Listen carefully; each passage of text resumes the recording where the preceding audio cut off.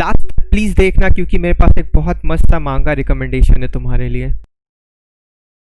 They literally took every isekai anime character and turned them upside down to their complete opposite. तो बहुत ही कम ऐसे animes होते हैं जो किसी को हंसा हंसा के अपने टोज पे ला सके, एंड दैट्स सो मुझे हंसाना, जो कि एनिमेज के हिसाब से इतना ज़्यादा चूजी है। समझ जाओ कि एनिमे सच में कितना अच्छा होने वाला है। And trust me, this anime got something for everyone. Yes, I am talking about Konosuba, God's blessing on this earth, which to me looks like the parody of Sword Art Online. पता नहीं क्यों।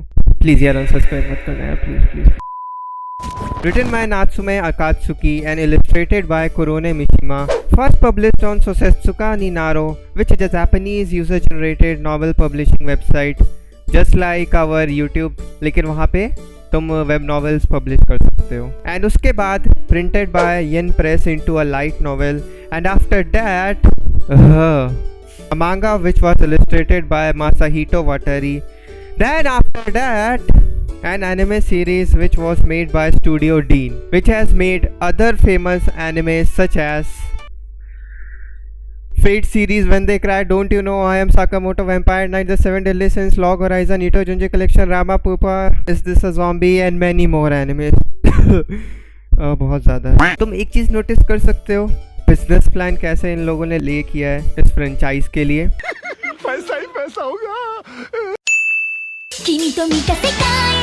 इस anime की story कुछ इस प्रकार है कि एक बंदा जिसका नाम काजुमा होता है, मस्त दिन भर गेम खेल के और अपने घर में बंद रह के दिन भर ओटाकू वाली जिंदगी जीता है, जस्ट लाइक मी। एक दिन काजुमा अपना फेवरेट गेम लेके आ रहा था, तो उसने देखा कि एक ग्रिल एक ट्रैक्टर के सामने आने वाली थी। तो इस सिचुएशन में लड़की को इम्प्रेस करने के चक्कर में कूद गए सर जी हीरो बन के ट्रैक्टर के सामने और खुद टपक गए।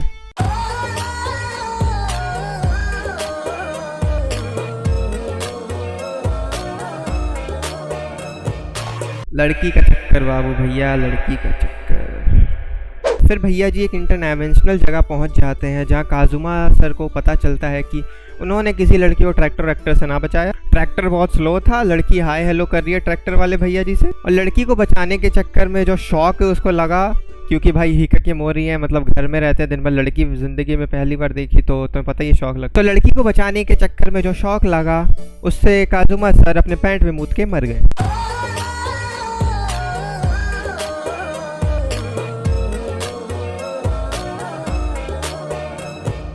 और ये सब काजुमा को एक गॉडेस एक्वा बता रही होती है और उसका खूब मजाक भी उड़ाती है। इसी चक्कर में मजाक तो उड़ना ही चाहिए। तो एक्वा काजुमा को बोलती है कि उसके पास अब दो ऑप्शंस है, या तो वो अर्थ पे फिर से जाके जन्म ले एक अच्छी सी फैमिली में, या फिर एक मिडिवल फैंटेसी वर्ल्ड में जाके डीमन किंग को मार सकता है। तो सेकंड ऑप्शन तो तुम्हें पता है हर लेजी बंदे का ड्रीम है, तो इसलिए काजुमा सर जी सेकंड ऑप्शन चूज़ कर लेते हैं। और इसी के साथ उनको एक मस्त वेपन ले जाने का ऑप्शन मिलता है अपने साथ फैंटेसी वर्ल्ड में, जो कि सीरियसली एक अच्छी चॉइस होती। और इन्हीं सब के बीच एक्वा मैम बहुत ज़्यादा मजाक उड़ाती रहती हैं काजुमा सर का और कहती हैं जल्दी करो जल्दी। काजुमा सर चढ़ जाते हैं और एक्वा मैडम को ही सेलेक्ट कर लेते हैं अपने साथ दुनिया में चलने को, फैंटेसी वाले। तो ना चाहते हुए भी एक्वा मैडम जी काजुमा के साथ चली जाती हैं मेडिवल वर्ल्ड में, and she starts complaining. And इन्हीं सब में काजुमा को पता चलता है कि एक्वा गॉड होने के बाद भी उसके किसी भी काम की नहीं है। बिलाल सईद पक्का कॉपीराइट दे देगा। तो इसी तरह स्टोरी आगे प्रोग्रेस होती रहती है। Now let's go to the character. Kazuma साटो।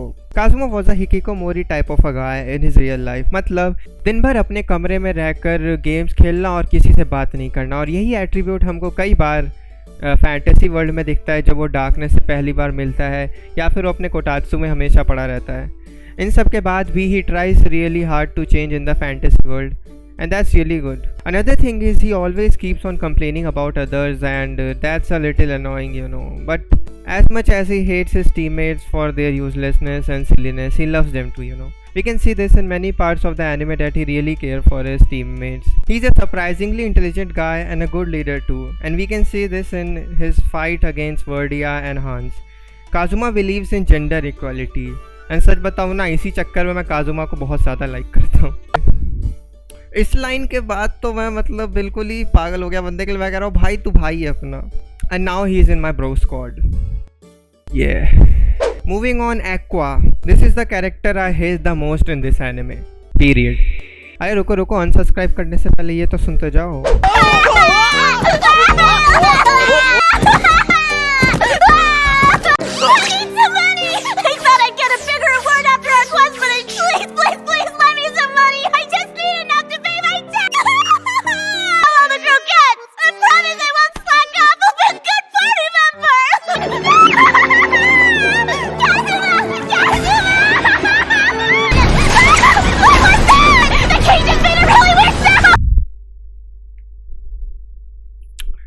One of the many reasons why I hate her.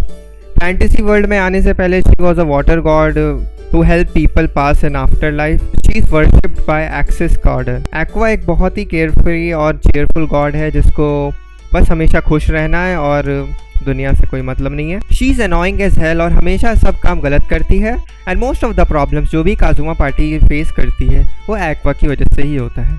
अरे रुको रुको, अभी खत्म नहीं हुआ है. She is a egotistical witch who thinks too highly of herself. And मैं सच बोल रहा हूँ, ऐसे बहुत इंसिडेंट्स हैं एनिमे में, देखोगे तो पता चलेगा, मैं बताना नहीं चाहता. Despite that, she is a god, so इसके पास कई magical powers हैं and she helps her team a lot. And सच बताऊँ तो she is very innocent and cute. लड़की साला आ गया ना लाइन पे. वो जानबूझ के थोड़ी ना करती है सब कुछ. She is very honest too and she can't lie. बस एक बार गाल खींच लो और सब सच बाहर आ जाएगा. She is very innocent और इसी का सब हमेशा फ़ायदा उठाने की कोशिश करते हैं. But you know we got Kazuma the intelligent girl. और एक बात मुझे अभी तक समझ नहीं आई. Does she wear a panty under her skirt or not? Justinus Ford Lalatina or Darkness is a crusader with some weird masochist tendencies. She is a weird one, but ये बात तो कोई नई नहीं है, मैं अभी तक 10 बार बोल चुका हूँ ये लाइन. As a crusader ये heroic acts करने में सबसे आगे रहती है, not because of her will or anything, just because of her masochist tendencies. Yeah. But she is the most courageous out of her group. पहले तो she presents herself as a crusader with pride and nobility. But after some time you'll see the real her. She acts as a very good shield, तुम्हें तो पता है ना, because she loves pain and all. But she can't hit anything. Literally she can't hit anything. मतलब she can act as a shield but not as a sword. Noise irony. She is very kind and caring too. And as a crusader इसने कसम खा रखी है अपने आसपास सबको protect करने की. That's a really nice thing. Megumin. Megumin एक आर्च विजर्ड है क्रिम्सन डीमन क्लैन की और काजुमा पार्टी की अर्लीस्ट मेंबर. इसकी अपने आँखों पे आई पैच लगाना पसंद है बिकॉज ऑफ फैशन ये और कुछ नहीं. ये एक बहुत पावरफुल क्रिम्सन डीमन क्लैन से बिलोंग करती है जो कि हर मैजिक स्पेल में एक्सेल करते हैं. बट मैडम जी को सिर्फ एक्सप्लोजन स्पेल यूज़ करना है. क्यों, तुम्हें पता चलेगा एनिमे देख के. एक्सप्लोजन स्पेल जो कि देखने में बहुत ही मस्त है, बैडएस है.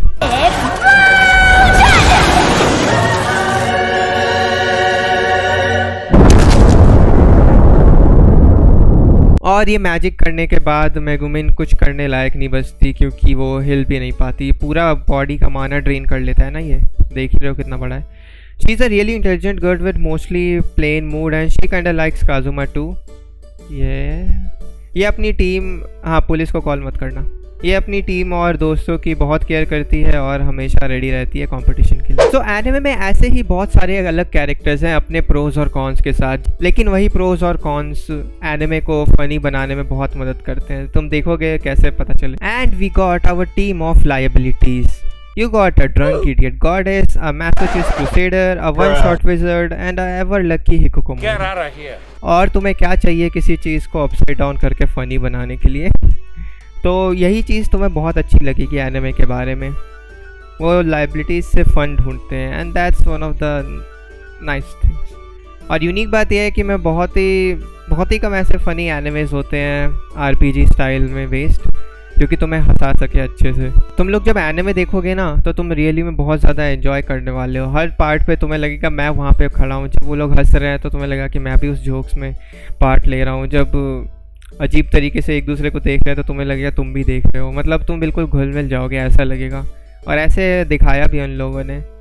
So yes you will really love the anime. फिर एक और चीज़ चलती है यहाँ पे, English versus Japanese dub.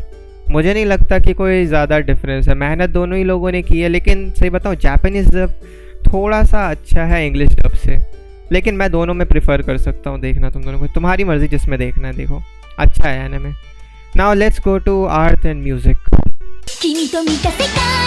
Art मुझे उतना अच्छा नहीं लगा, मतलब आई मीन एवरेज है, मतलब उतना अच्छा नहीं कह सकते, बट जो मैजिक और स्पेशल इफेक्ट्स के पार्ट हैं वो तो मुआ है बिल्कुल। ये कॉमेडी एनिमे है तो आर्ट पे उतना फोकस कर, आपको उतना डिटेल रखने के फोकस करने का ज़रूरत नहीं था मेरे हिसाब से। तो एनिमेशन ठीक ही है मेरे हिसाब से, और कुछ नहीं चाहिए। साउंड की बात करें तो बैकग्राउंड म्यूज़िक कुछ जगह समझ आ रहा था, लेकिन मोस्टली मैंने ध्यान भी नहीं दिया, और ओपनिंग्स और एंडिंग्स मैं स्किप ही करता था 99%। सीज़न 2 का ओपनिंग मुझे बहुत अच्छा लगा तो मैं वो देखा था, और लेकिन वहाँ पे कुछ नोटिसेबल नहीं है। I really love this anime, a really good fantasy type comedy anime which looks like a parody to animes like Sao।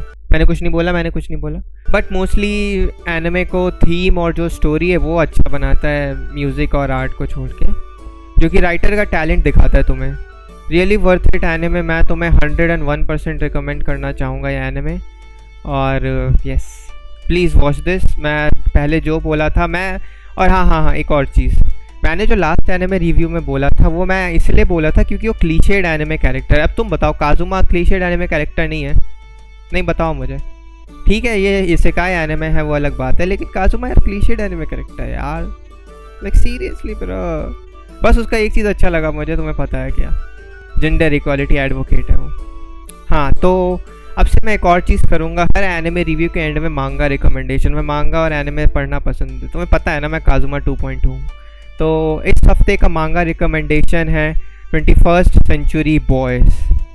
This is my favourite manga, मतलब of all time period. This manga is written by Urasawa Naoki, one of my favourite mangakas of all time. मैं खुद पहले मांगाका बनना चाहता था, तो मैं बहुत ज़्यादा मतलब ही वॉज माई आइडल जब मैं मांगाका बनना चाहता था। तो तुम पता है, तुम जब रीड करोगे इसमें ना फाइट है, ना कुछ फैंटेसी है, ना कुछ है, normal real life everyday life पे बेस्ड है। तब भी तुम्हें नाओकी उरासावा का तुम्हें पता है ना, मतलब तुम क्रेव करोगे अगले चैप्टर के लिए, एक चैप्टर, और तुम्हें ऐसा लगेगा हर चैप्टर के बाद एक हाइप है, हर चैप्टर की एंडिंग हाइप पे। ऐसा नहीं है कि तुम रुकोगे। मैं लिटरली एक दिन में ख़त्म किया था पूरी मांगा। तुम मुझे मत पूछो कि कैसे वो पॉसिबल है, लेकिन मैं किया था। और रियली मैं बहुत ज़्यादा पसंद करता हूँ मांगा ये वाली, इसीलिए अपनी फर्स्ट मांगा रिकमेंडेशन में यही रखना चाहता हूँ। मैंने आज तक एक बंदा नहीं देखा जो उसने मुझे कहा हो कि हैप्पी ये मांगा अच्छी नहीं है। मेरे हर दोस्त इस मांगा के रिस्पेक्ट करता है और रिस्पेक्ट करना भी चाहिए। इस मांगा ने बहुत सारे प्राइजेस भी जीते हैं और ये वन ऑफ द रिवोल्यूशनरी मांगा मानी जाती है मांगा कम्युनिटी में, और तुम्हें पता है, और इसने बहुत सारे प्राइजेस भी जीते हैं। मैंने बोल दिया शायद, मतलब मुझे बहुत पसंद है मांगा, प्लीज़ रीड करो। And this last part for my real happy squad के मेम्बर्स जो कि अभी तक देखते हैं मेरी ये वीडियोज़ इस समय तक। मैं इतने दिनों से इसलिए नहीं अपलोड कर पा रहा था क्योंकि मैं कोलकाता में था, साइक्लोन अम्फान की वजह से मेरा लाइट वाइट सब चला गया था और मैं कुछ रिकॉर्ड भी नहीं किया, और मैं सही में बहुत ज़्यादा मेरा मन नहीं कर रहा था अपलोड करने का, बहुत ज़्यादा अंदर से बुरा लग रहा था, इसीलिए इतना लेट अपलोड है। वरना पर मैंने, तुम्हें पता है, एज ऑलवेज प्यूडीफाई को देखा और बस आ गया मैं वापस।